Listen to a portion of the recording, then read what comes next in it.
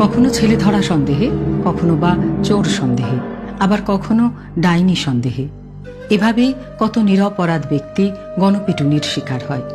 আবার অনেক সময় তারা মারাও যায়, অথচ তারা জানতেও পারে না কেন তারা গণপিটুনির শিকার হলো।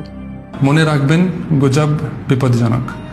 ছেলে ধরা বা চোর সংক্রান্ত গুজবে প্রভাবিত হলে বা কাউকে প্রভাবিত করলে তার পরিণতি বিপজ্জনক হতে পারে। বিগত কিছুদিন ধরে আমরা দেখছি গুজবে প্ররোচিত হয়ে কিছু মানুষ আইন নিজের হাতে তুলে নিচ্ছেন।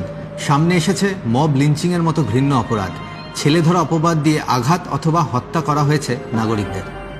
মব লিঞ্চিং শাস্তিযোগ্য অপরাধ, যার জন্য ভারতীয় ন্যায় সংহিতা 2023 আইন দ্বারা যাবজ্জীবন কারাদণ্ড বা মৃত্যুদণ্ড হতে পারে যদি এর জন্য কোনো মানুষ আহত হয় বা মারা যায়। কোনো ধরনের ছেলে ধরার খবর বা কোনো সন্দেহজনক ব্যক্তির গতিবিধি যদি নজরে আসে বা শুনতেও পান, অবিলম্বে পূর্ব বর্ধমান জেলা পুলিশ কন্ট্রোলের ফোন নাম্বার 9147888570 অথবা স্থানীয় থানায় যোগাযোগ করুন।